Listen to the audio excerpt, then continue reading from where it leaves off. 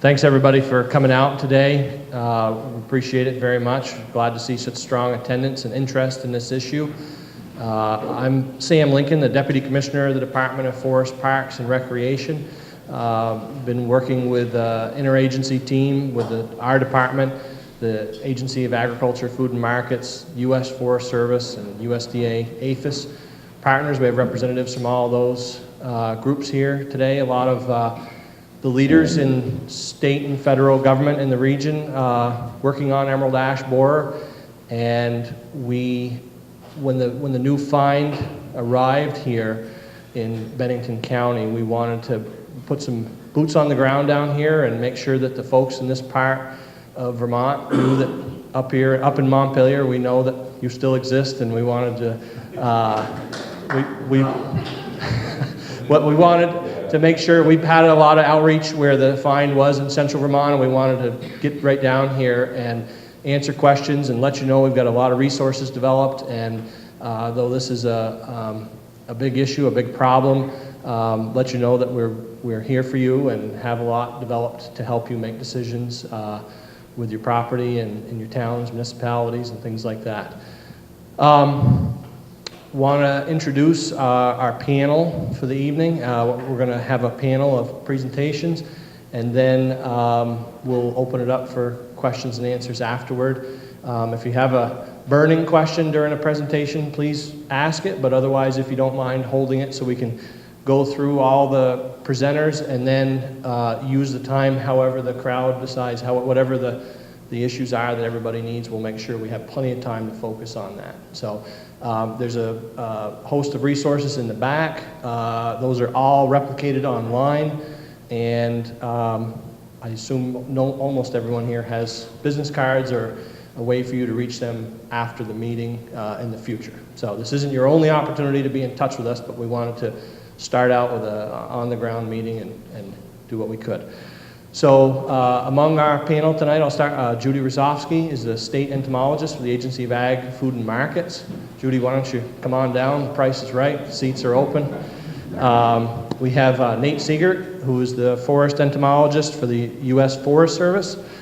Stephen Lavallee is the state plant health director for USDA APHIS, which is Animal Plant Health Inspection Service. All right, sorry. 4 or 5 more meetings and I'll have that memorized. Jeff Tilley is the forestry program leader for the Green Mountain National Forest and the Finger Lakes National Forest for the U.S. Forest Service. Barbara Schultz, forest health program manager for the Department of Forest, Parks, and Recreation.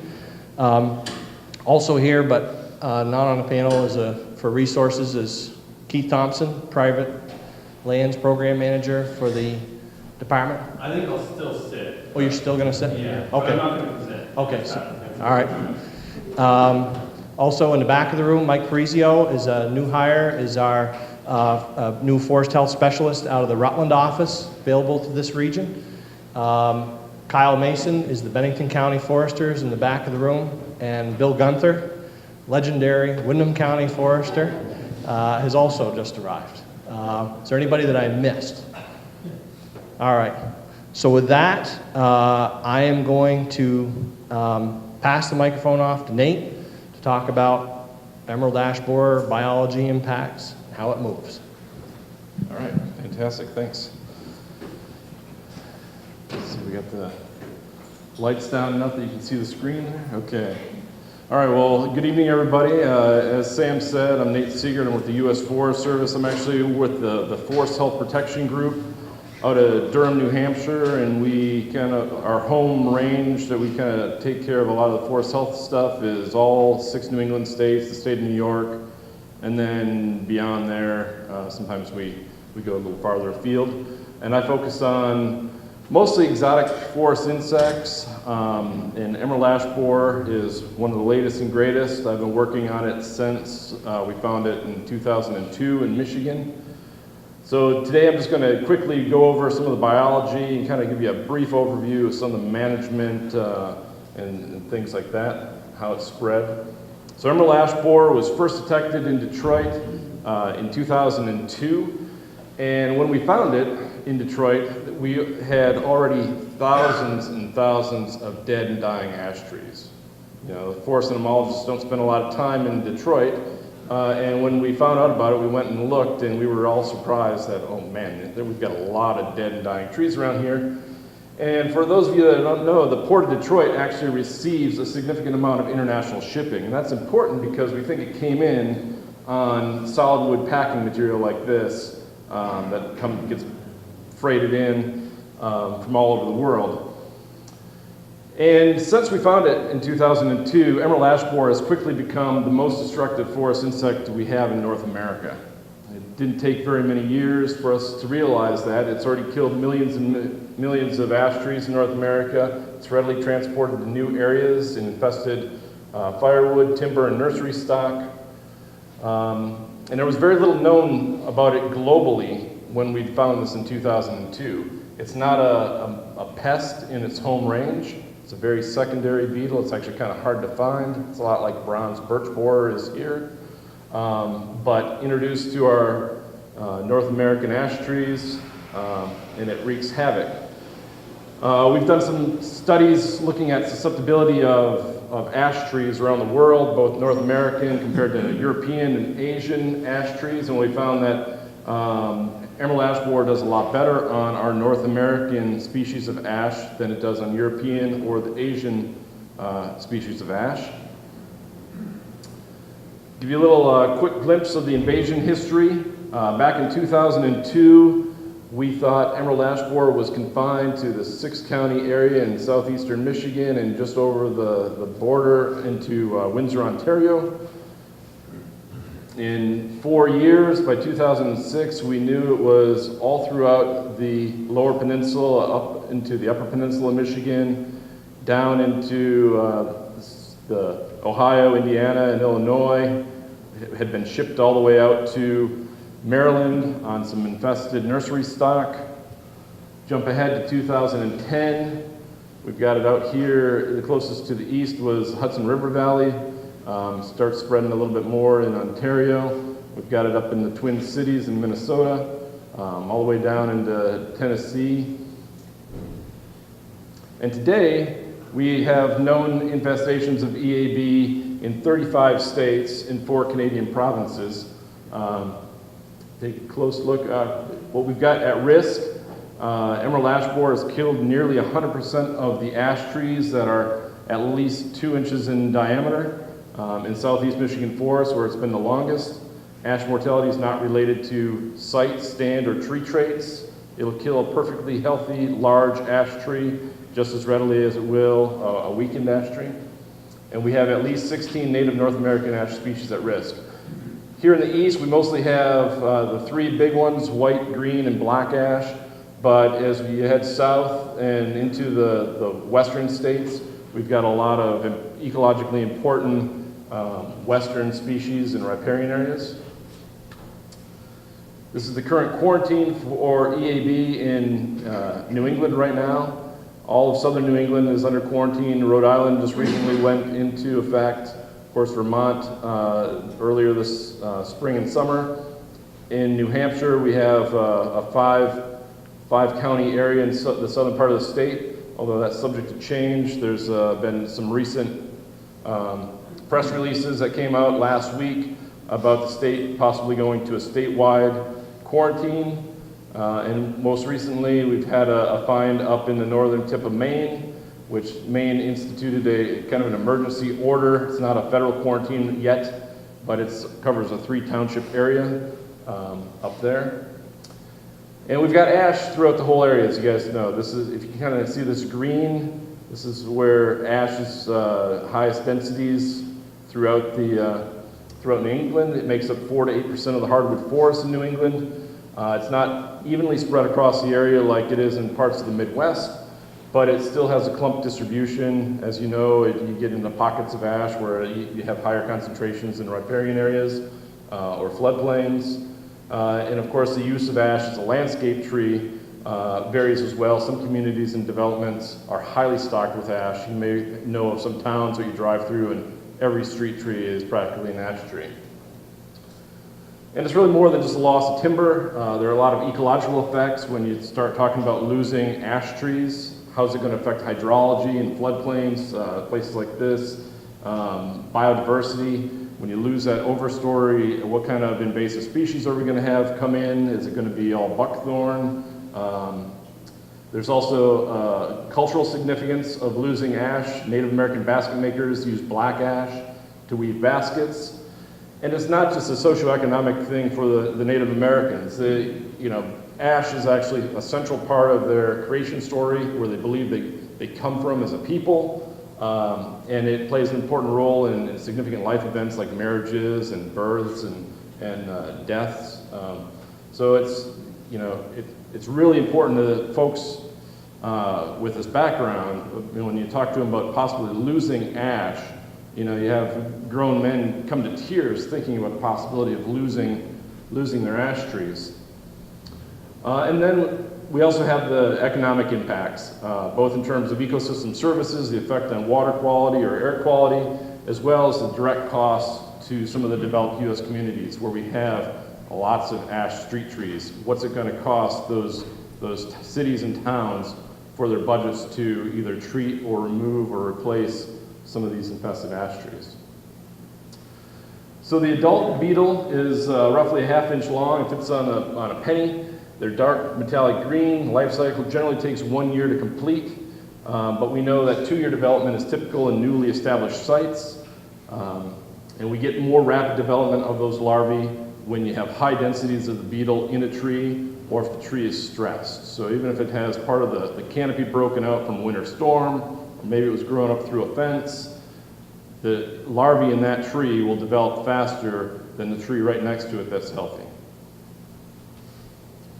So the larvae begin feeding in July, and they kind of feed throughout the summer, most finished by October or November. They start out very small. This could be covered up by a quarter, and by the end of summer, these can be several inches long. And once you get extensive galleries under the bark, it disrupts the translocation of water and nutrients within the tree. And when that happens, the foliage starts to thin, becomes ragged and yellows. We get canopy dieback that progresses throughout the summer. Usually we would have seen it in the last month or so. Usually by mid-August to September, you really start to see some of those ash trees that are infested. They start to yellow out a little earlier than they should. And we know that all ash trees in North America of all sizes typically die in 3 to 5 years. So for the last several years, certainly at least the last 10 years here in New England, we've been employing multiple trapping options to improve the intensity and distribution of our monitoring resources. So we've used purple panel traps, we've used girdled trees, double-decker traps, either green or purple. Now we have green funnel traps. We also have used this biosurveillance wasp to monitor for EAB in different areas.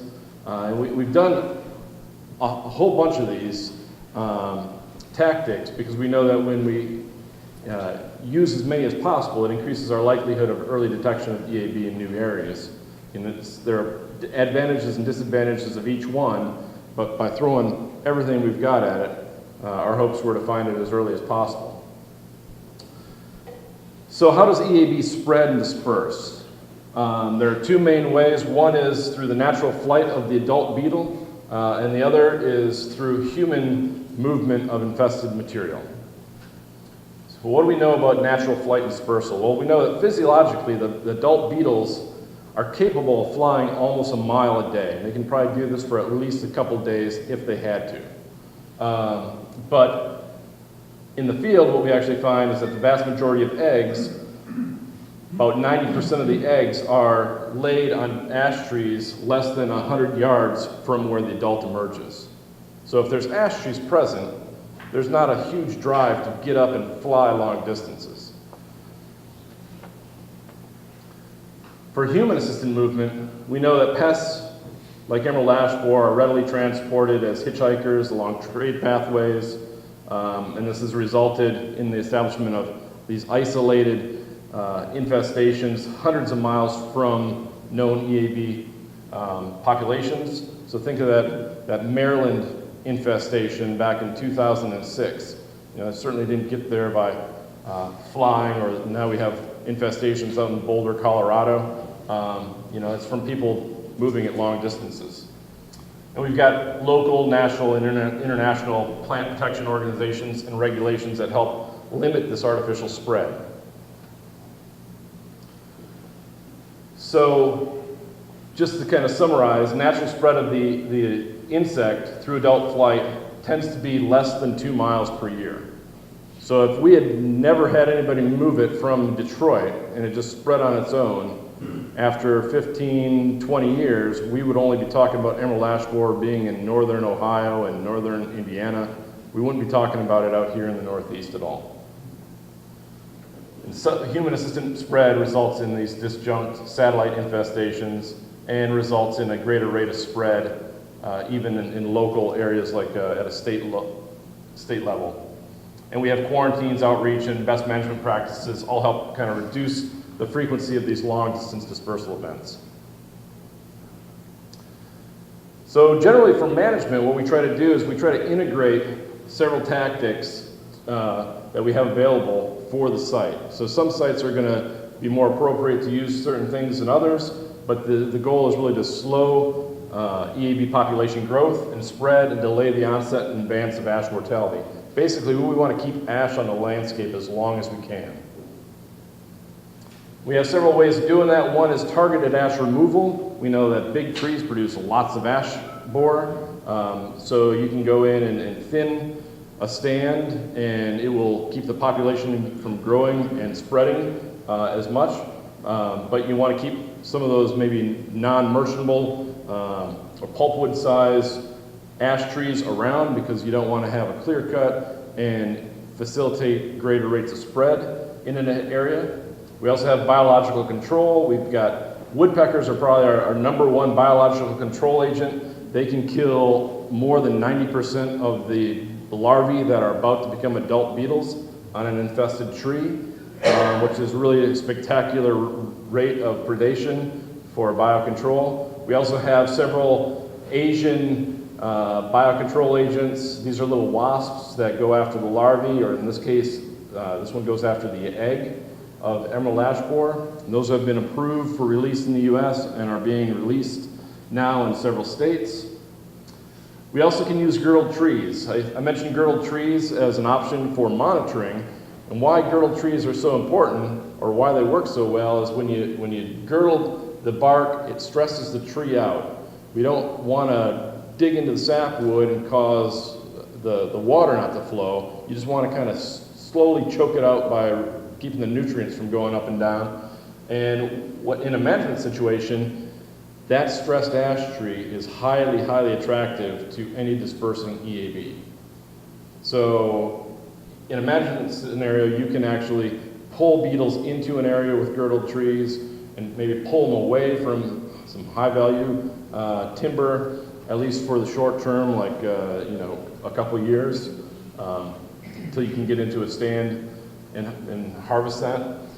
We also have insecticide treatments. There are several different formulations now and application methods that have been approved for emerald ash borer. The bottom line is they're not all created equal. We've got quite a range in efficacy. Some of these maybe are like 35, 40% effective, whereas other ones are more than 90 to 100% effective. And costs vary, and timing of applications, how frequently you have to apply, also varies. So I just want to end my little presentation with a couple of thoughts about risk assessment. And the first thing that people should think about is how close are they to known emerald ash borer infestations. The state of Vermont has some nice maps that are readily available. You can see where you're at compared to where we have known EAB locations. If you're greater than 10 miles away, you're probably at a low risk. That stand is at a low risk for EAB invasion over the next 5 years. If you're less than 10 miles, you're at a greater risk for invasion. But remember, that's highly dependent on human-aided movement. So if your neighbor is bringing in infested firewood, your 5 years is going to shrink to 1 week.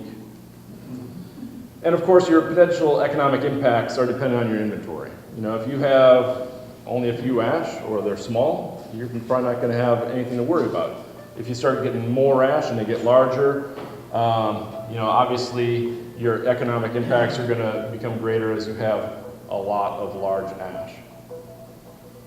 So in conclusion, I would recommend assessing your EAB risk, both in terms of how close you are to the infestation and what your potential losses are. Conduct an ash inventory, evaluate your potential EAB impacts, and determine management objectives. Consult a professional forester to develop and implement a management strategy. In a lot of cases, maybe we don't need to do anything. Maybe a couple extra wildlife trees in the area is not a bad thing, but in some stands, ash starts to fall apart and gets pretty brittle in a few years after it dies. That could be a hazard in parking lots or trails and things like that. I guess the last point I want to make is that it's premature to harvest your ash trees beyond known infestations in Vermont. We don't really want people to rush out and harvest. Stick to the harvest entry schedule if you're beyond the known infestation. However, if you're already in an area and you're harvesting, I think it makes sense to bias against ash if you're not going to be back in that stand for another 10 to 15 years. Emerald ash borer, from what we've seen everywhere else in the United States and globally, once it's in an area, it's going to spread over the next decade and be impacting trees. So if you're not planning to go back into a stand for several years, you should try to get your economic value out of some of those trees while you can.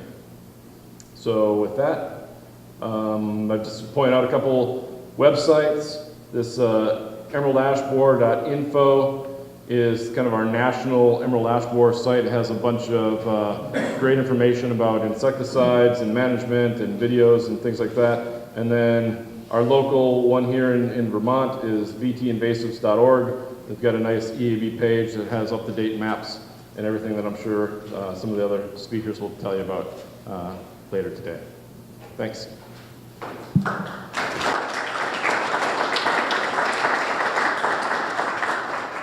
Thanks, Nate. Next up, we have Judy Rosofsky, state entomologist, talking about EAB in Vermont and what we've been doing and what's planned. That's great. Thank you so much. Thank you, everyone, for coming. Can you all hear me? Okay. Well, there you go. So I'm here to talk to you about what we've done up to now, how the sort of EAB story in Vermont unfolded, and then some of what we're going to do as much as we know. And I'm going to talk mostly about what we did further up north, and we will likely be following the same process down here. So I would like to say that I'm from the Agency of Agriculture, Food and Markets, but I work very closely with the fine folks from the Vermont Department of Forest, Parks and Recreation, including Barbara Schultz, and I'm very grateful to them for their taking leadership in this invasion. And also I'd like to thank the Forest Service because they've been invaluable. So the first thing that happened is that we heard that we found a likely suspect. We went out to look at it, and it turned out to be emerald ash borer, the first find in the state. And we had to secure a specimen. So that's the larva. And you can't really see it, but this is showing the tree with the woodpecker pecks in it. All federally regulated pests like the emerald ash borer have to be officially confirmed by U.S. Department of Agriculture identifier. So once we got that confirmation, we could go on to our next steps. The first find was in the town of Orange, in the county of Orange, but we realized due to its proximity to the three-county meeting place that we were likely to find it in 2 other counties.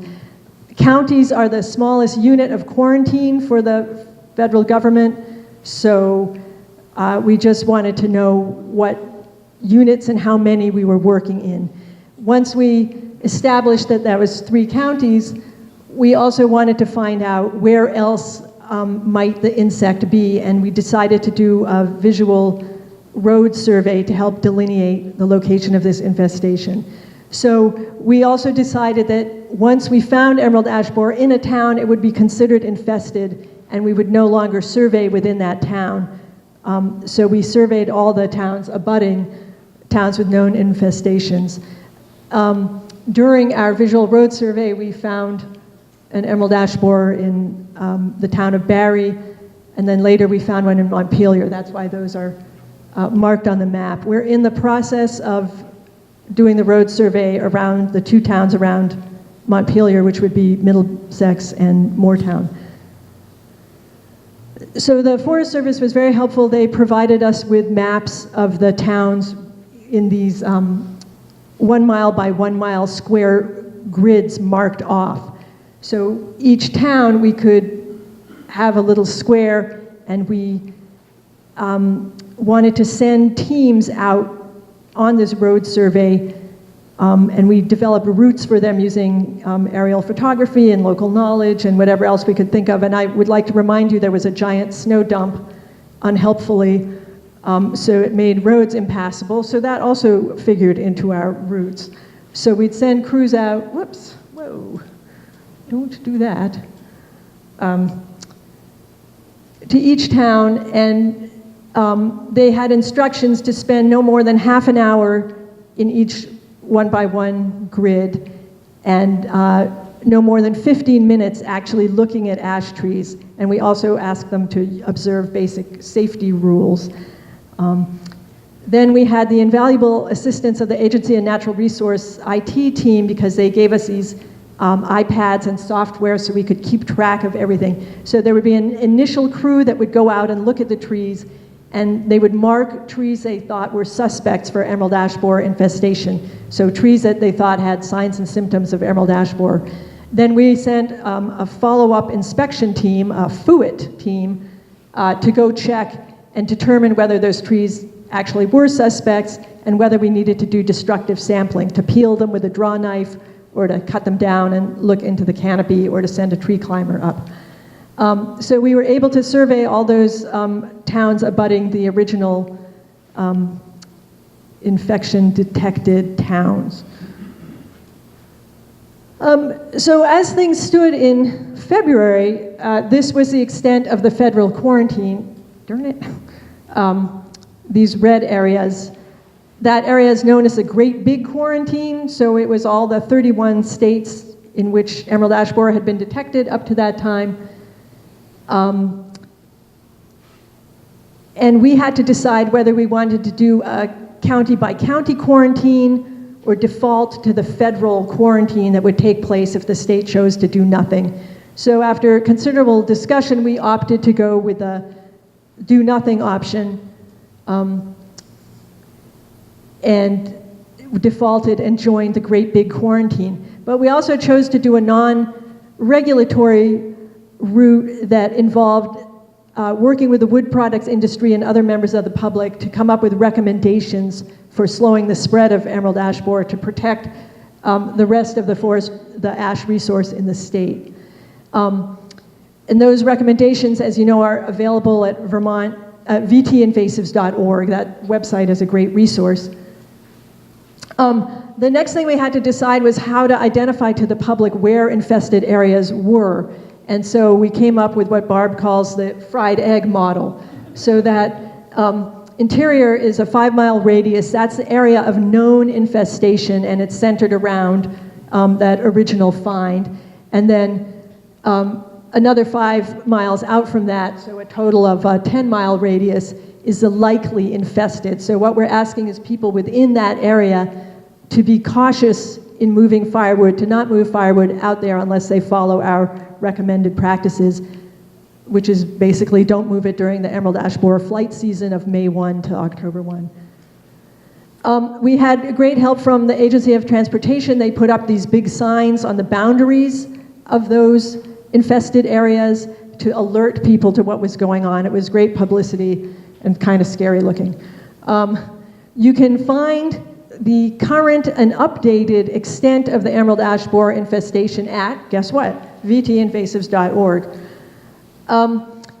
So the next problem we faced, having decided on the quarantine and designated areas of infestation, at the time, was to come up with another technique for finding where else it might be, and Nate Seeger suggested we do trap trees on the state lands that are there because those are high-risk areas. Trap trees, as Nate mentioned, you girdle the tree, try to attract the insects, and we'll go back some point between now and spring, cut those trees down, peel them, and look for emerald ash borer galleries, or there's a larva right there. So the subsequent find in Montpelier, which actually Barb found, made our infested area a double fried egg and extended the likely infested area.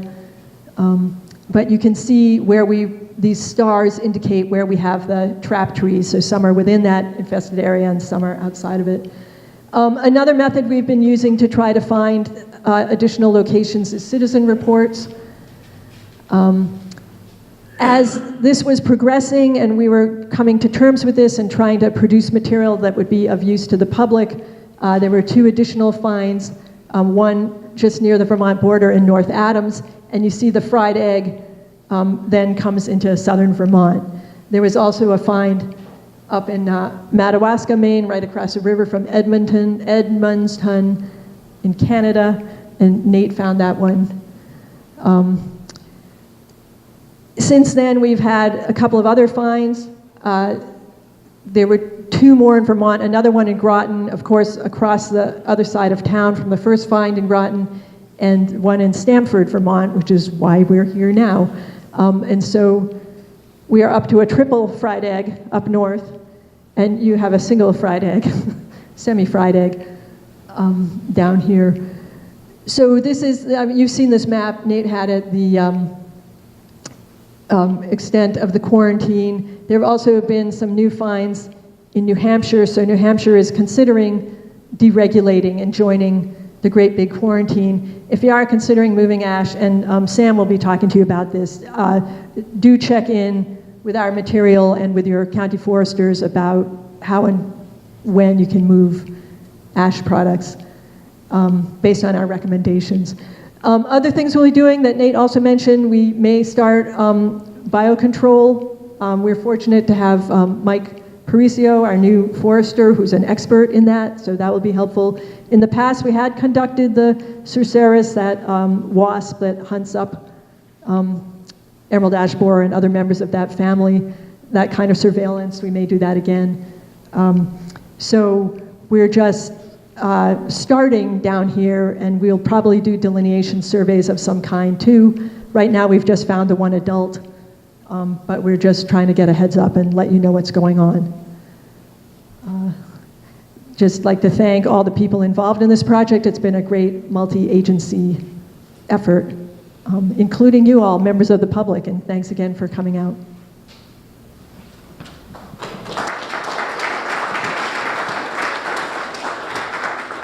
Thanks, Judy. Next up, we have Stephen Lavallee. Here we go.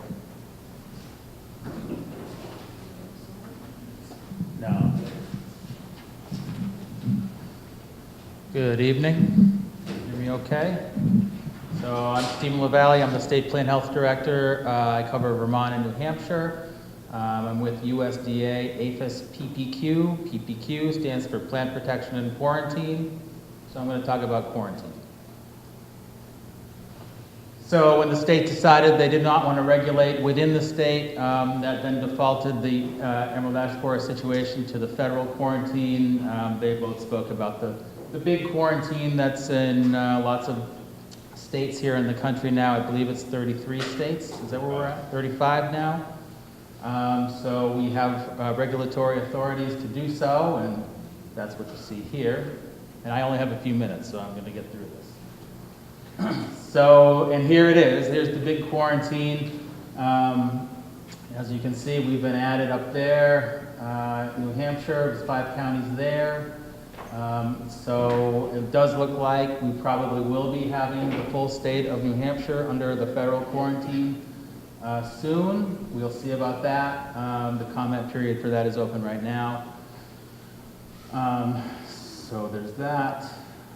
And so here you can see, basically I just put this up there. It's not as elaborate as some of Nate's maps, but this just shows the new county detections this year. So you can see there's quite a few. Emerald ash borer continues to spread pretty widely.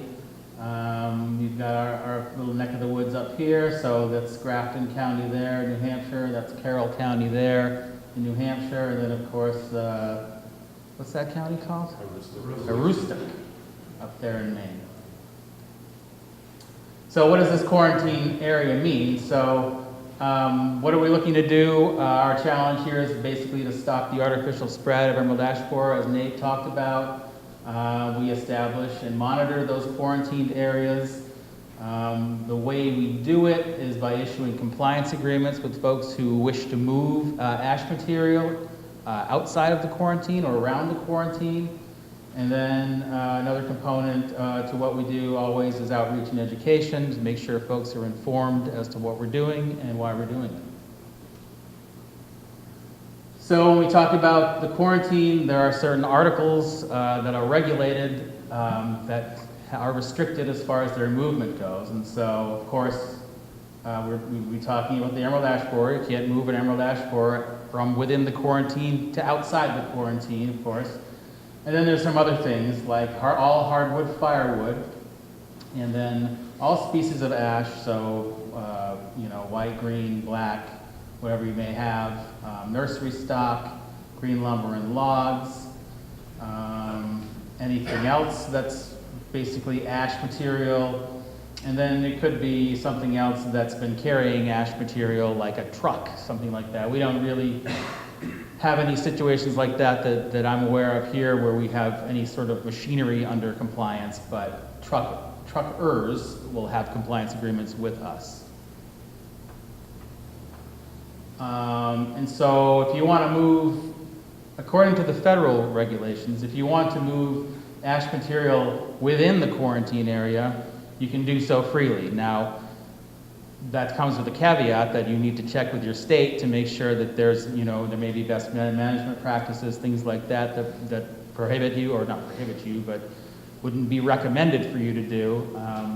Also, something to think about too is for firewood restrictions from state to state. So you want to make sure that if you're moving firewood, and you're within the ash borer quarantine, that you're also cognizant of what your state says about that. And you don't need any compliance agreements to move ash material inside the quarantine area. However, if you want to move it out from within the quarantine area, out of the quarantine area, that's when we need these compliance agreements to be in place. Under certain conditions, we have lots of different conditions, and we do need a compliance agreement. And so basically what this is, it says, it's an agreement with in this case, us, PPQ, with you. Could be a facility that saws logs, could be a trucker, could be anybody who's moving material or receiving material, to be able to do that in the ways that will mitigate any sort of pest risk.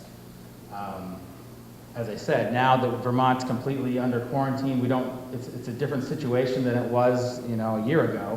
But we still need to be cognizant of things that are moving outside Vermont, like let's say up to Maine, where they don't have a federal quarantine. And I won't go through all the exact details of all that right now. But this is what the compliance agreement basically looks like. This is the cover sheet. So it kind of outlines, these are the regulations. This is what you are planning to move. This is how you're going to mitigate pest risk. And then there's a whole addendum that goes through how all this is going to happen. And these are good for typically 1 year. So basically, here's all the treatments to allow for movement. Could be removing the bark and an additional ½ inch of wood. Could be a heat treatment, fumigation with methyl bromide, heat treatment. Chipping to less than 1 inch in 2 dimensions, and I will leave it at that. But so those are all sort of mechanisms for enabling you to move material outside of the quarantine area. And here, if you find emerald ash borer, you want to make a call to this. This is our national hotline number, and I will then get an email in my office just reporting that, hey, Joe and wherever has emerald ash borer, give them a call, let's see what's up. And then, of course, again, in Vermont Invasives is our local website. And I believe that's what I've got.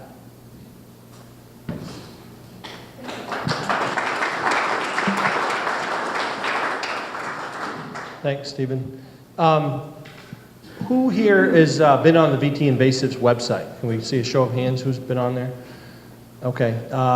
Like I said, a lot of the information that or not necessarily all of it, but a lot of the resources that you need is on there. There's some printouts in the back. The map of the infested area is on there. You know, we've been trying to keep on a timeline to get a lot of different concepts in front of you, and so I just wanted people to think that if they don't memorize it or hear it or aren't taking notes, that this is going to be the last time they see that. And we also just launched last week on the VT Invasives website. There's a place to sign up for an email listserv. You'll get a notification if the infested area, if there's a new expansion in the map of where EAB is, you'll get an email telling you where that is, and so you can check the map and see if it's in your area. I'm going to talk about our recommendations to slow the spread, particularly. How many forest landowners do we have here that, or firewood purchasers? Can we see a show of hands there? Okay. So we developed, we've talked about the federal quarantine and regulations about moving wood across federal quarantine boundaries and things. And when Vermont chose to become fully part of that federal quarantine, it didn't mean it was going to be the Wild West. We came out with a set of recommendations to slow the spread. We can't, if we have a mapped infested area, we can't camp out some of our foresters at every road and inspect every load of wood that goes to see if there's ash moving outside of that area or know if it's infested. So we came up with a voluntary set of recommended guidelines for people who are harvesting, moving, trucking, purchasing ash forest products to be able to help us, partner with us, and slow the spread. And we've done a lot of outreach with the sawmills and the pulp mills and firewood producers that would normally be purchasing or handling or moving or managing forests and forest products. And in the back, there's, is this slide available with this sheet?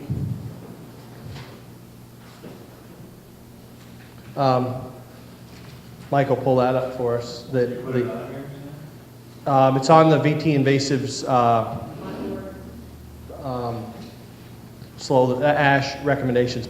So we have this sheet that has optimal practices for people to practice during what we call the non-flight season from October 1st to April 30th. If you were having harvesting done on your land, if logs are going to be logs or pulpwood or chips were going to be moved off your land, we have guidance for how that material should be properly handled in order to slow the spread and not inadvertently move potentially infested material off your property. Those recommendations change during the flight season, which is May 1st to September 30th, which is when the emerald ash borer is active and out flying around looking for new hosts. It's particularly important for folks to know that even if you buy ash, firewood, green, untreated wood, or it's not been treated, that the emerald ash borer larvae can remain alive. If you purchase firewood or you split and deliver someone firewood that has EAB in it, even split and air-dried firewood can have viable emerald ash borer inside the wood for over a year. Is that correct? That's right. Over a year. So that pile of firewood out there, something that it's really important to know if you're purchasing ash firewood or if you're communicating with your firewood dealer, that where it's come from, is it treated? If you're having harvesting done, to make sure that if you're within that infested area, that if there's ash firewood there, that you're not contributing to transporting that out into an uninfested area.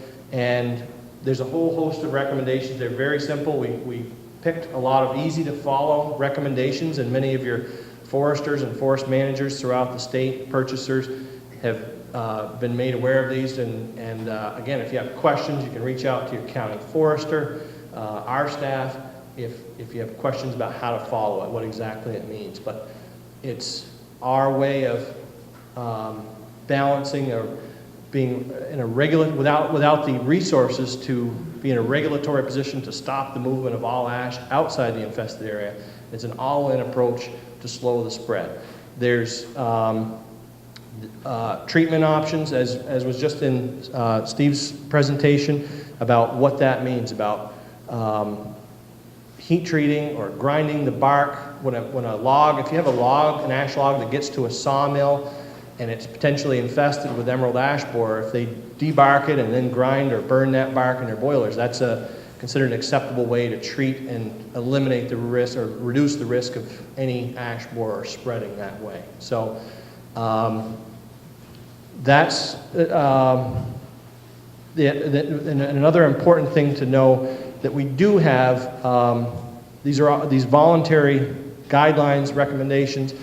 But if someone is knowingly moving visibly infested ash, they know there's infested emerald ash borer infested trees on their property, and they are cutting and moving that knowingly against our recommendations, we do have the ability to enforce with the plant pest statutes, which give the Agency of Agriculture the ability to take enforcement action against that person. So we do have some backup, but as long as someone is following these guidelines, they would avert that.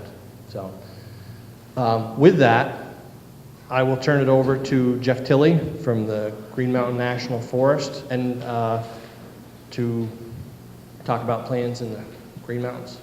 Sure. Thanks, Sam. So yeah, I'll just give you a brief update on what we've been doing to prepare and how we're responding on the Green Mountain National Forest. I'm guessing that everybody here is familiar or aware of the forest, which is comprised of roughly about 400,000 acres of federally managed land in central and southern Vermont along the spine of the Green Mountains primarily.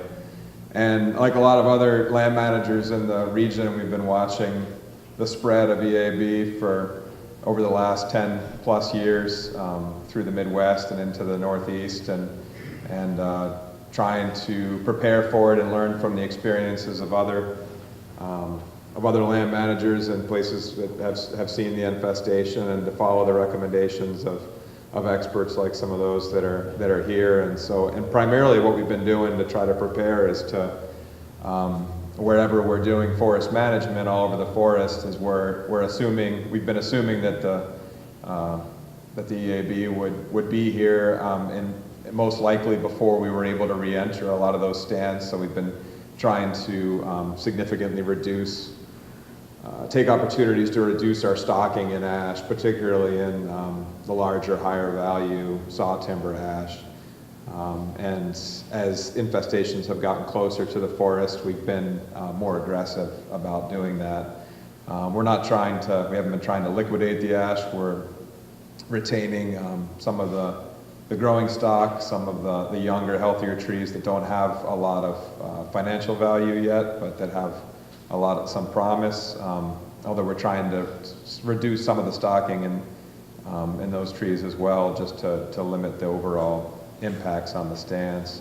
In some cases, we're also retaining some larger, older ash that are on their way out or are lower quality from age, that have some potential benefit to wildlife, cavity trees, and trees that'll become snags in the near future.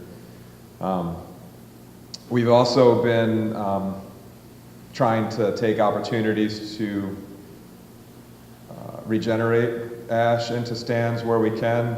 Ash doesn't regenerate well in closed canopy maturing stands, and as Nate and others have mentioned, it's going to be really important to, if we're going to keep ash on the landscape and in our forests into the future, if we want to preserve our options, we're going to want to have young. Our best opportunity is in the seedlings and saplings that are out there now.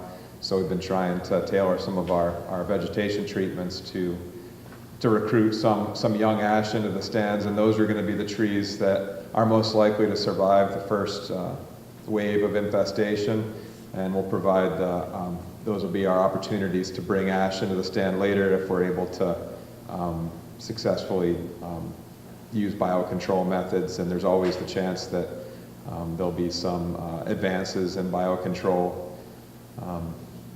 like some of those that Nate mentioned earlier, when those methods aren't necessarily effective at limiting the mortality in an initial infestation, but they can be effective once the borer populations are high. Then the populations of those parasites and predators would also build up, and there's ideally they would keep the EAB populations down, which would give us an opportunity with some of the younger trees to develop and grow into the stand.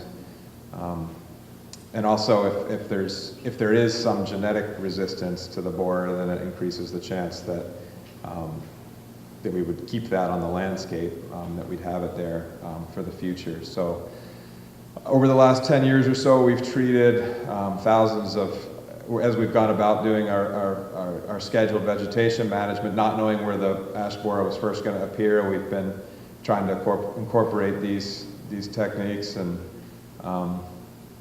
we've treated thousands of acres that way. And as I mentioned, as it gets closer, we're becoming more aggressive in that approach. We have, I guess it's somewhat fortunate in our management, or that where this most recent infestation is the closest to the national forest in Stanford. We've already planned for about 6,000 acres of timber harvest and vegetation treatments in the Pownell, Stanford, and Reedsboro area. And really the insect that was found in Stanford is more or less in the center of that, of those proposed treatments that we've planned. And so we have about a couple thousand acres already in timber sales already planned or under contract. So I guess the one bright side is that we'll have a decent shot at being able to salvage ash in those watersheds that are most at risk right now, with given the location of the infestation. But as we're definitely going to be keeping an eye on it. We've been working with state and private forestry and Forest Health Group out of Durham, and the state of Vermont and the Vermont Extension on outreach and education, don't move firewood campaigns, and also on installing trap trees around the forest for early detection. And we'll continue that work, and we'll probably be stepping that up in the area of the infestation so that we can be aware of the movements of the insect, and also to hopefully buy us some time to get in and salvage some of the valuable ash in some of those locations. And as there's spread, and one of the challenges is that it's, as was mentioned, it's 4 to 8%, I think, of the forest composition in New England is ash. On the Green Mountain, it's roughly about 5%, and it's scattered. And so it's a very minor component in some stands that's absent from other stands, and in some of the riparian and floodplain and more enriched, better quality sites, it's a pretty fair component. So it's hard to go on over a 400,000 acre area and pick out all the places, especially where there's significant infrastructure investments needed to get to it. But we will be trying to identify the stands where we have the most risk, where we have the most standing volume in ash, and try to prioritize those in our management going forward. So that's where we're at, and if after the break, I'll be happy to answer any questions.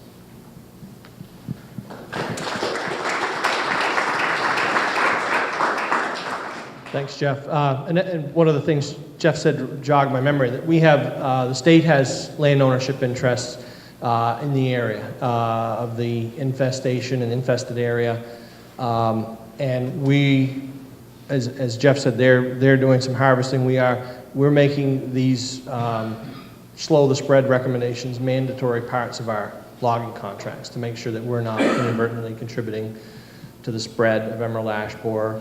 And I also forgot to mention that not just for logging and firewood, but we also have slow the spread recommendations available back there for homeowners and information about pesticide treatments. Our department's doing a lot with the utility companies around the state, the municipalities. I live in Randolph Center, and just our town has done an ash risk assessment, which we have a template for towns to do. In Randolph, we had, I don't recall exactly how many thousands of ash trees in the municipal right-of-way, and they estimated it would be about $300,000 to remove them.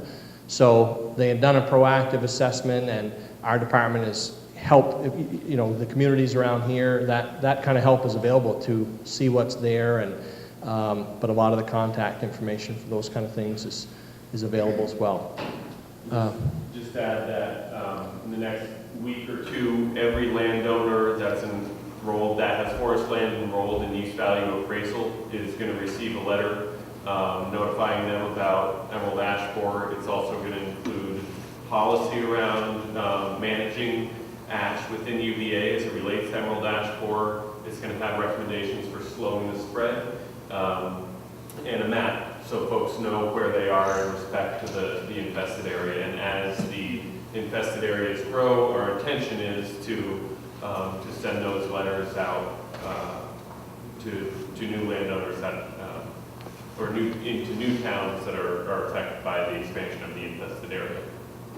Keith's private lands program manager, and is responsible for use value appraisal or current use, and has been a very key role in developing a lot of the recommendations for forest landowners, and again, those resources that are available online and that you're sending out and things like that. So with that, we're ready to open up the forum to questions for everybody. Like I said, Keith was just identified, but Barbara also is our forest health program manager, and so we're ready for your questions and available to help however we can. If you can hear it, if you'd like, we'll work without the mic, but if we need it, we'll be passing it around. So, yes, sir. The pictures of the trails, the tracks, the tunnels, underneath, between the bark and the surface of the tree underneath, are those particular to, specific to the emerald borer, or do other insects leave that track as well? So there are other insects that will make tracks, but the emerald ash borer can be identified because they're very serpentine, they're very snake-like. We have some examples by the display board in the back. If you're not sure, you can take a picture and send it to that vtinvasives.org. We have a report it site, so you post those, and then a panel of experts will look at them and decide whether we think it's emerald ash borer, and if we're not sure, we'll send somebody out to check it out. So. Thank you.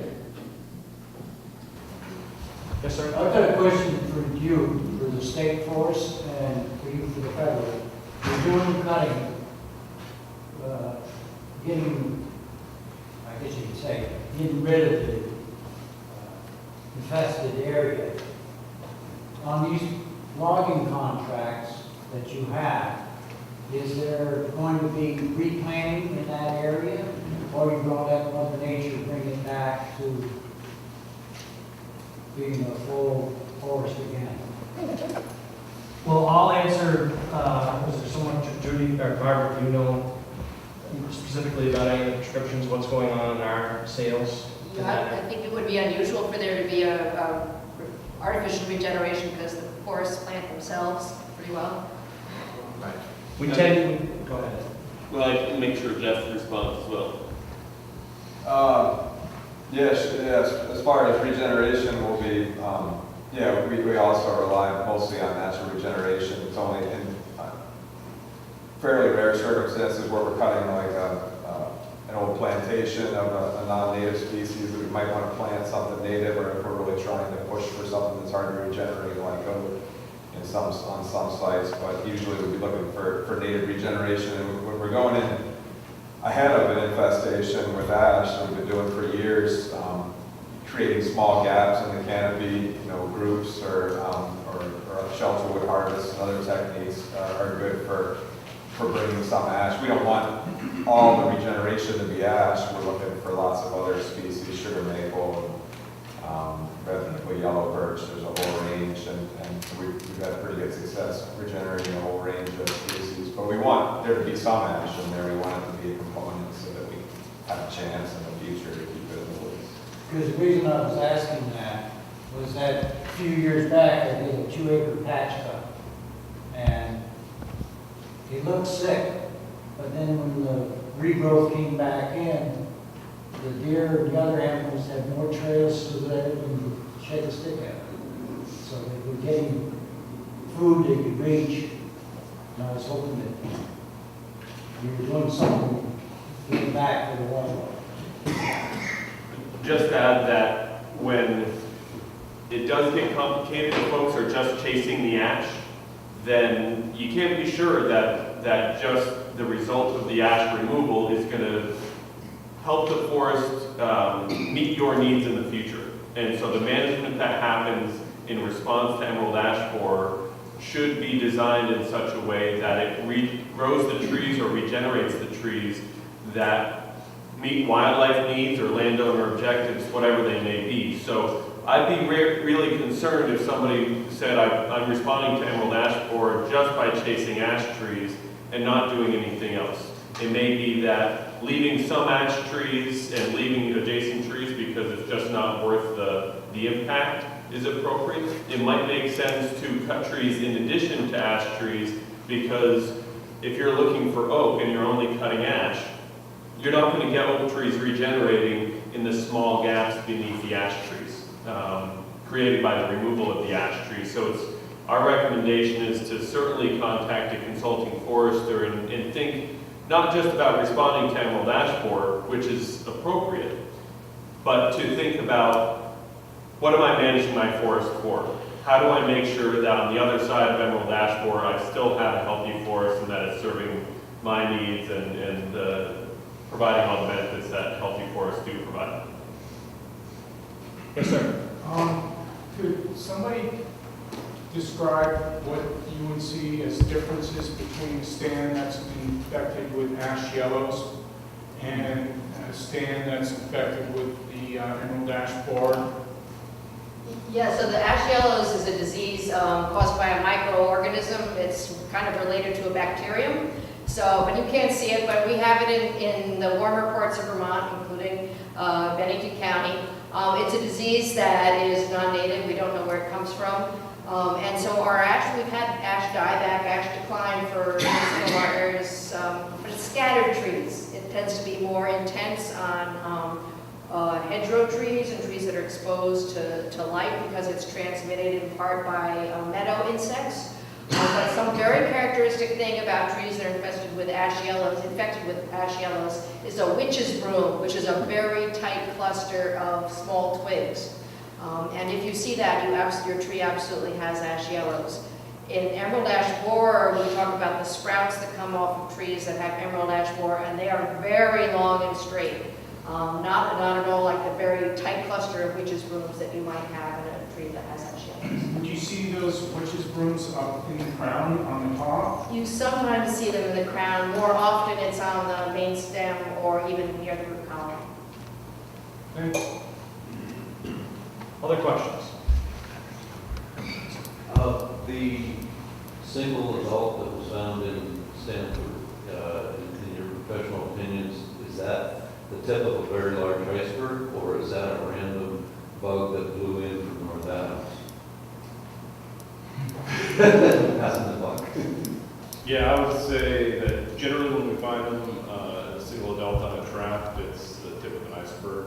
The traps aren't the most effective tool we have for monitoring for emerald ash borer, so when you happen to find one, that generally is signs that there's a larger infestation nearby. Barbara or Judy, would you either of you talk about a little bit about the detection work you're doing in this area? Sure. Should I mention that as well? So we do plan to do a delineation survey in this area as we did in central Vermont. The reason we haven't done it yet is it's a visual survey and it's a lot easier to do when the leaves are off the trees. So, which isn't too long from now. And another reason for waiting is that the purple traps are still out there, and they're being collected as we speak, or this month. So we may get some other detections within the state, so we might as well wait until we have our information from the purple traps, and it coincides nicely with the period when the leaves are coming off the trees. So very shortly, we'll be doing a similar visual survey. I will say, though, that emerald ash borer is very hard to detect at light populations. It's inside the tree, it's up where you can't see it, up in the upper crown, or it starts closer to the top of the tree. So these visual surveys are sort of, we will miss infested trees, but we certainly want to know if trees are obviously infested, we certainly want to have those on our map. So it's a crude tool, and it's something we'll have to revisit every year, but at least gives us an idea if there's some major infestation out there that we're bypassing by focusing only on the traps. Can I just add something? So the purple traps are done now for the year. So if anybody sees one of our purple traps up, you can give one of us a call and we'll get out there and take it down because they shouldn't be up anymore. So that's this time of year? Sorry? If they're not taken down by a certain time? Because we have some near where we are, Okay. on Mount Anthony, so. I'll give you my card and you can give us a Perfect, call. thank you. How And many traps are there in the county, or were there in the county of Bennington? If that's, so you find them through traps and you find them through infestations, and so how many traps are there in the county? Well, in the state, we had something around 400. And it fluctuates over the years based on the model from year to year. So, but this year we had something around 400. I can't tell you how many were in Bennington County specifically. I assume after you collect the traps, you identify if there are any infestations or any EABs found, you immediately put those on the maps that are online. What kind of time period you're looking at to have to do that? For putting them on the maps, it's a pretty fast turnaround. Right at the moment, we have not been waiting, but just as soon, within a week or two, they'll be on our All right, thank you. Although if they're, sorry. The way the survey, that's a federal survey, the purple traps, and so we have a contractor that goes and does all that work in all the states, basically. They go out in June-ish, put the traps out, they do a mid-season check, and so at that point, we would know if there were any suspects. And then, like last week, last 2 weeks, they were being taken down, they do another check then. So, but when there is a suspect, it gets sent right in to our identifier, and then we know in a couple of days. Thank you. Other questions? How devastating is EAB to the ash in the forest ultimately? Does it kill every ash tree eventually? Yeah, so in southeast Michigan forests, what we're finding now that emerald ash borer has been there since probably the early to mid 90s, it basically wipes out the entire overstory of ash. There are some lingering ash trees, maybe some that have some level of tolerance, if not a full-out resistance to EAB, which is maybe a silver lining, but it's very low percentage. 1% or less of the population is still around of these overstory trees.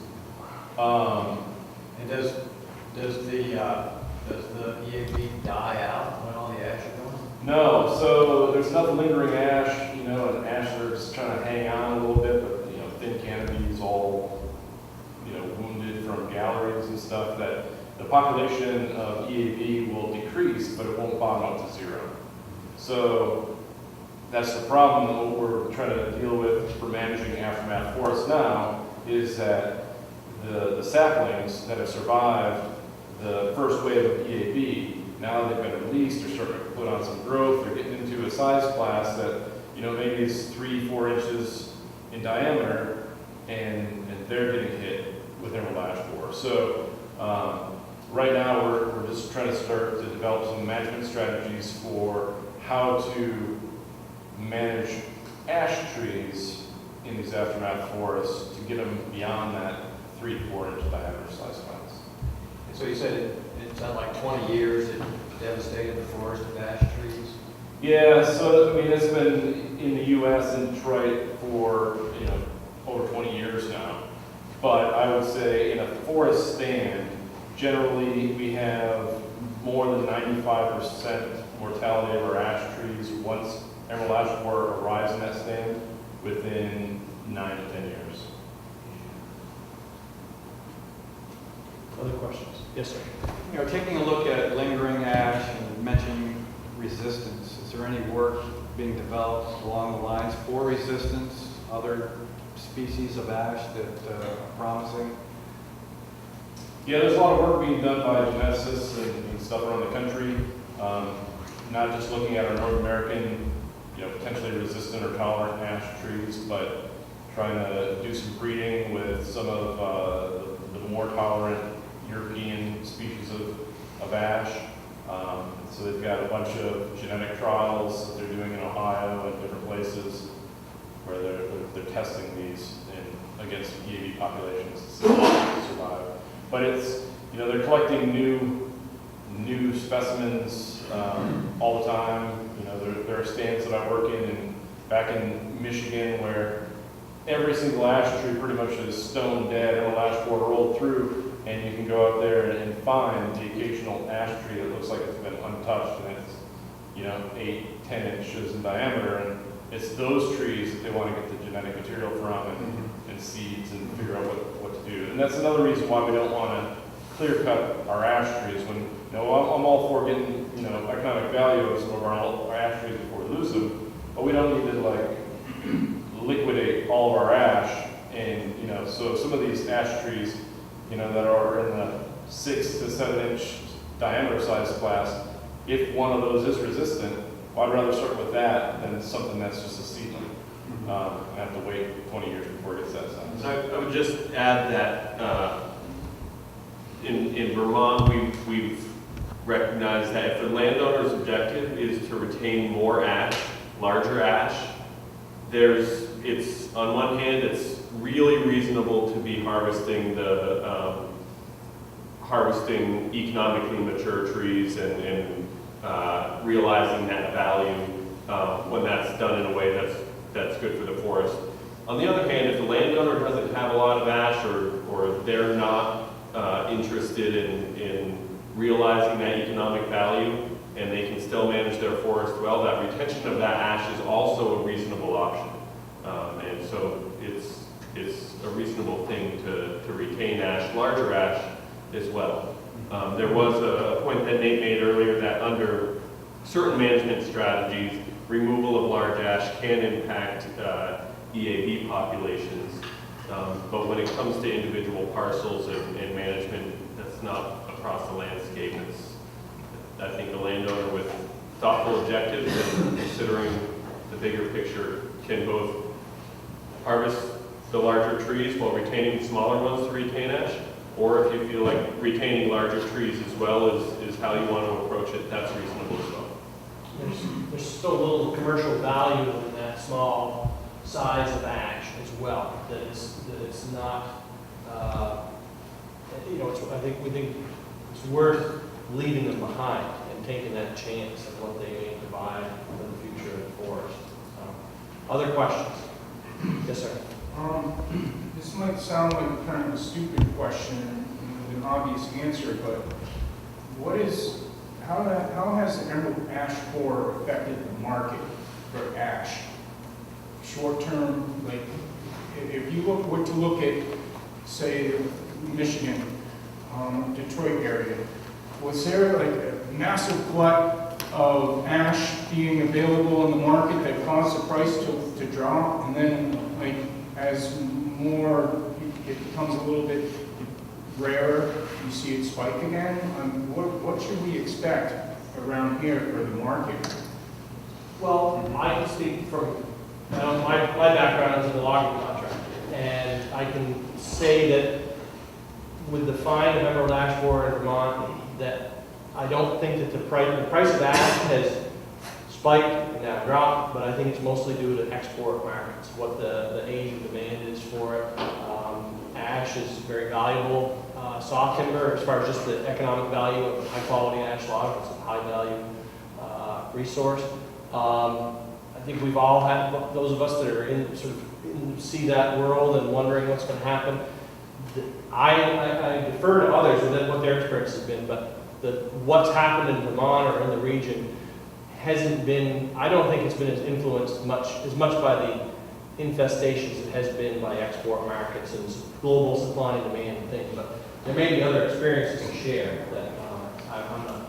Yeah, I've looked at it a little bit in places like New York as well as Michigan, before and after, during and after EAB, and actually, because that's a concern that comes up all the time, is, are the market's going to be flooded, is the price going to drop? And what we've seen in those places is that the markets have remained steady, and in some cases have increased.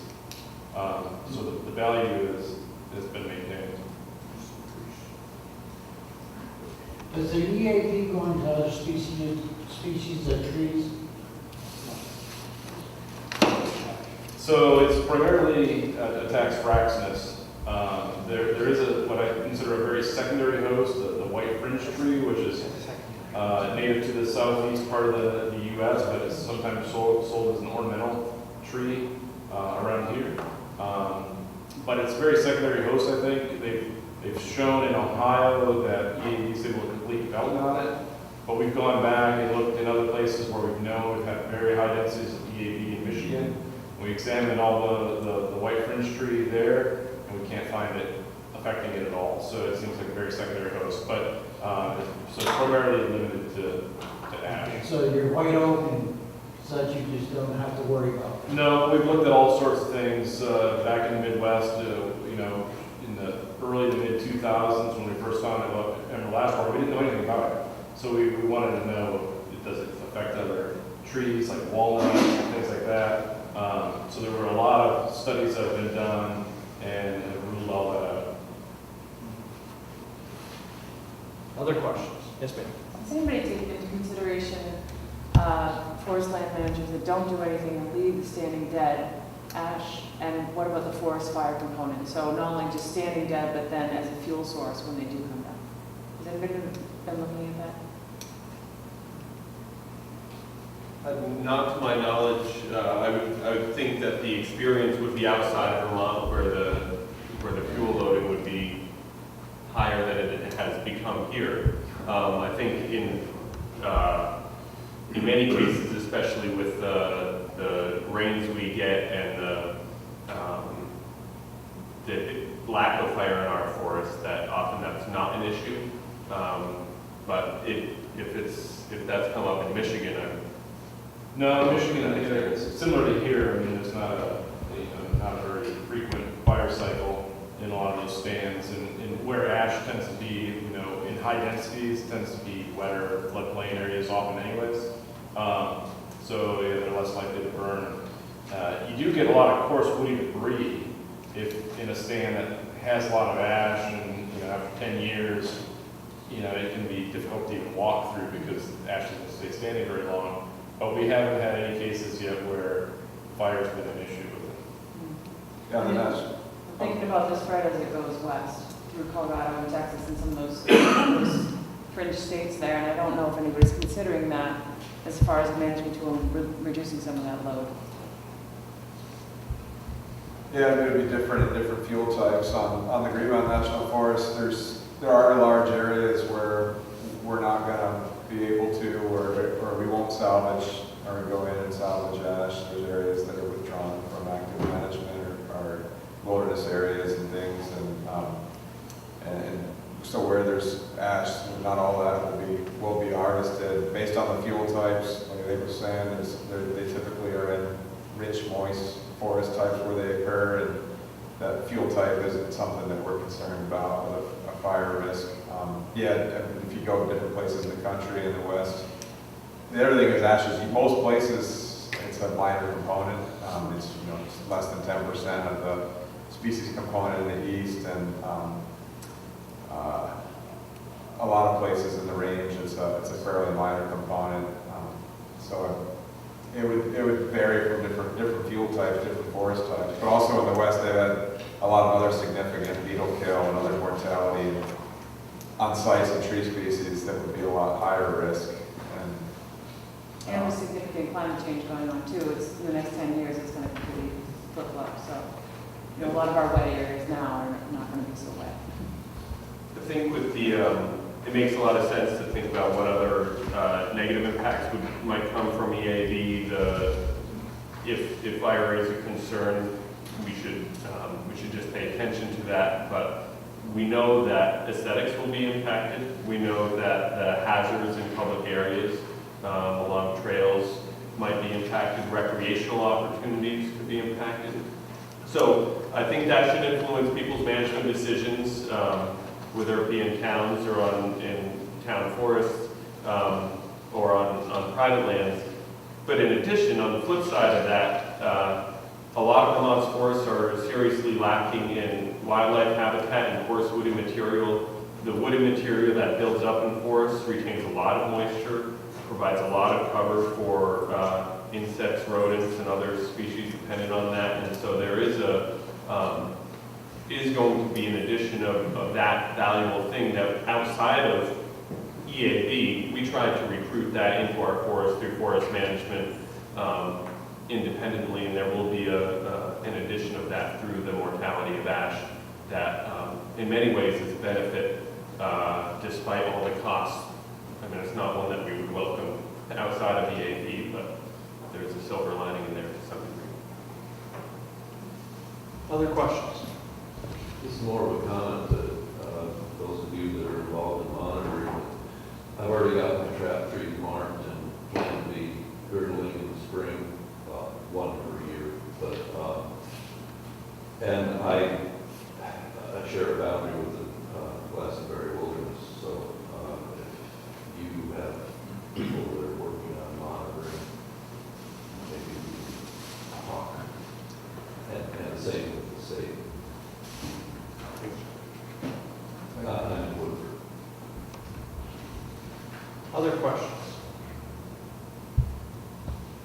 Yes. Do you have just any general recommendations for municipalities? I know, like east and west, I'm from Londonderry, where it hasn't really hit yet. It's, I guess, closest is just south here.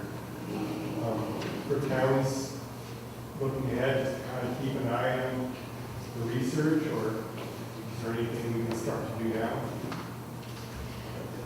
So the impact on municipalities is certainly a really important one because of the hazards of the public and the loss of the urban forest cover, and the fact that ash, and particularly green ash, was widely planted after elm trees died, and the fact that ash is a big component of our rural roads, so it's a huge impact.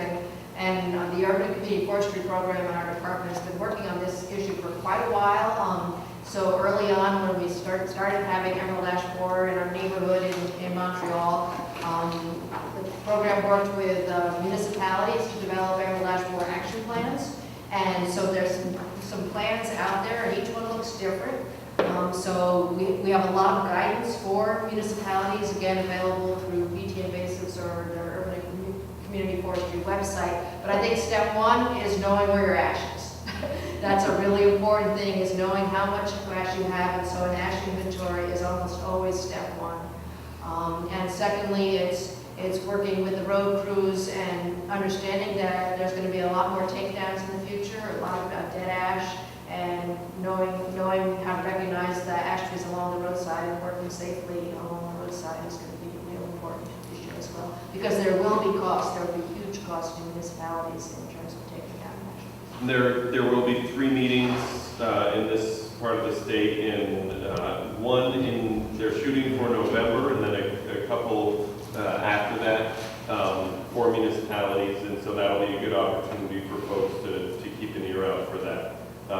When towns do get a handle on where there are ash trees, the options are you don't do anything. You do selective management to remove some trees and replant, or identify your really valuable trees and treat those to keep them alive. or there's preemptive management to remove trees before they're infested. And like Barb said, once they're infested or once they die, because they're so brittle, that can add cost to the removal. And the right approach, there are a lot of right approaches for municipalities with this, and it's going to be unique to the circumstances of the municipalities. There's no one way to do it. From a regulatory standpoint, you look at the East Coast and all of the states that have been involved with EAB over the years. I mean, starting in Michigan and spreading all the way east. In 10 years, I see more and more state quarantines coming into effect. As it spreads freely, you've got interstate movement of regulated articles. Within all of those states that have state quarantines, you're not going to have a way to reduce that spread. All of the articles, firewood and logs and whatnot, are going to be moving. What emphasis will be put on moving articles to the west? Like, how did Colorado come about? Where did that come from? Firewood, obviously. Have a good chance of someone with a second home or moving firewood far, far away.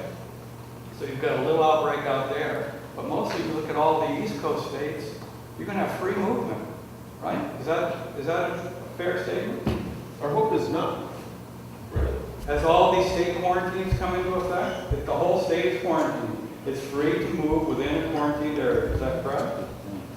That's the federal law, but each state has its own set of rules. And we're hoping that so Vermont was the 32nd state to become infested, and with each subsequent fine in each state, we learn more about it and we learn what's effective. And so we are hoping that by directly working with the wood products industry and convincing them of the benefit to them of curtailing the spread of this insect, that will be effective. I understand the point, though. If you look at the egg patterns that you have and you allow movement of the affected wood to the outside edge of that pattern, won't it be a shorter amount of period when you're 5 miles into another state or another county if there's not a complete quarantine on movement of that wood in general?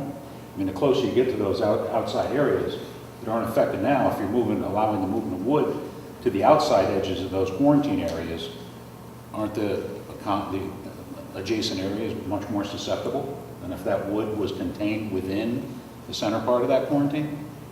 My colleague from New Hampshire is now dealing with change in their circumstances. And my colleague from New Hampshire explains it that as just lowering the risk. We can't stop this insect. It's slowing the spread for a bunch of reasons, but slowing the spread to reduce the economic impacts, to give people time to react, to give science time to find new research. But there is no way we're stopping this insect. We've learned that after 35 states. And I want to draw a contrast with, you've heard of Asian longhorn beetle, where it really has been effective to have a quarantine. So quarantines are great tools for some things. We hope they've been helpful so far with emerald ash borer, but in the long run, we're talking about slowing. We're not stopping. So, and it's unfortunate, but that's something we've had to accept here, is that if we can slow it and reduce risk, we can't eliminate risk. We're not going to be able to do that. We've spent a lot of time on outreach to the forest products industry, and with that same message of slowing and buying time, lowering risk, and encouraging them to participate in that. And we've had a lot of positive response. We've had mills call us up and say, someone just called us from within the infested area trying to sell us ash logs outside of your recommendation. So we've had that kind of buy-in. It's not 100%, but it's all about slowing it. And as we said, that if you took that infested area, those eggs that are now becoming, a diner's griddle with eggs all over it, we'd have to monitor every road around that and check for that, and it's not practical. It's not possible. I think the outreach that you're doing is excellent. Cooperation between various agencies, just being able to start. And you're correct. I mean, small quarantine quarantines, for the last decade. We've been trying to have as small of quarantines as possible, just for the reasons that you brought up. If you make a state legal to move it all over the place, then they can go right to the state line, and then you've got an infestation there. The next year, across the state line. So keeping that quarantine small has a lot of benefits. But once you start getting a bunch of these satellite infestations in an area, I mean, regulators are constantly balancing, and I'm not a regulator, but I know some of the regulators are constantly balancing facilitating trade safely, and not, we have to have a means to be able to move wood. We can't just say, we're not moving wood. That's not going to be realistic. So we try to do it in as safe a way as possible. And that's where I think the state of Vermont has really stepped up and have developed these recommendations. I mean, if you look where we first found EAB in Vermont, it was at the crossroads of 89 and 93, right? So,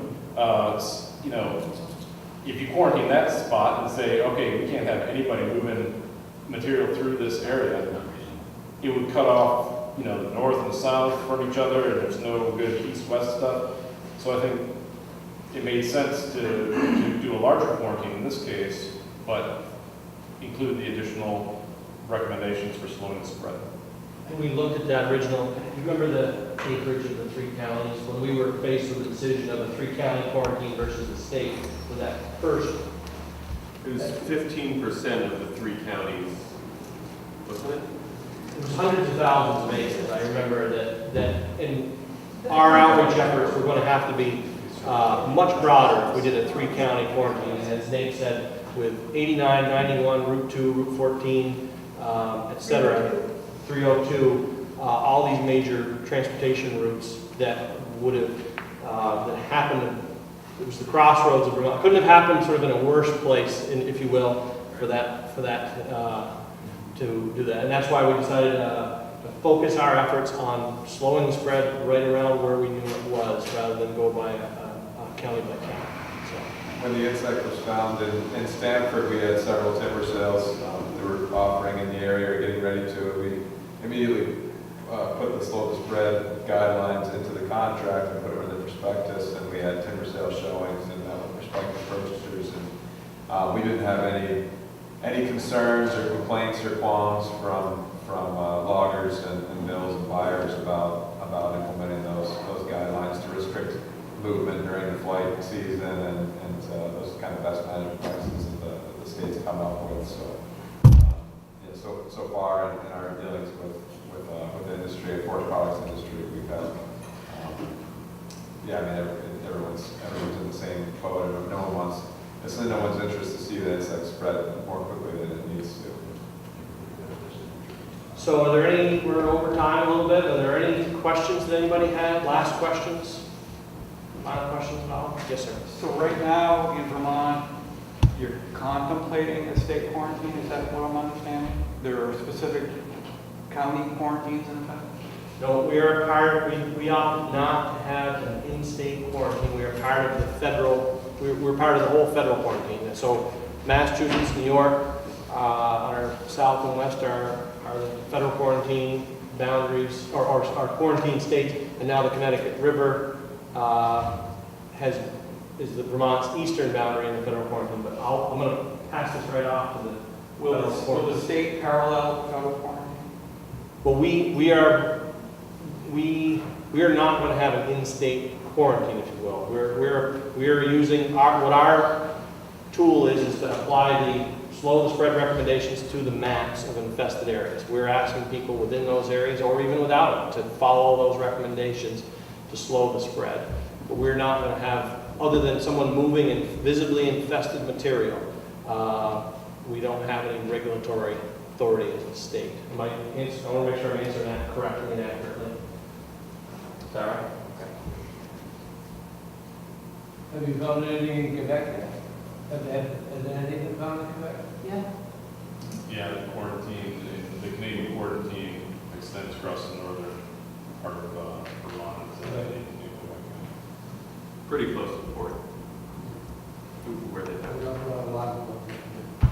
Before we go, I just want to point out Kyle Mason again in the back. Kyle's the Bennington County Forester, and so folks who have local questions, particularly around private forest land management, Kyle's going to be your guy to direct those questions to and consider the right thing to do on your own forest land. And you can also talk to folks about management of town forests as well. Sure. Anything, anybody else on the panel, anything that I missed or you missed that you want to bring up, cover and all? I got one last. The picture of the army, are there other insects that look like that? That are larvae? Yeah.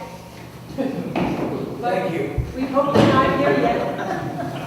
That's why we send them to a federal identifier. Oh, okay. They can tell the difference. Anything else? No. If you find anything that looks like it, just let us know. Okay. So with that, I want to thank you all very, very much for coming out and participating tonight. We really appreciate that. Like you said, there's resources.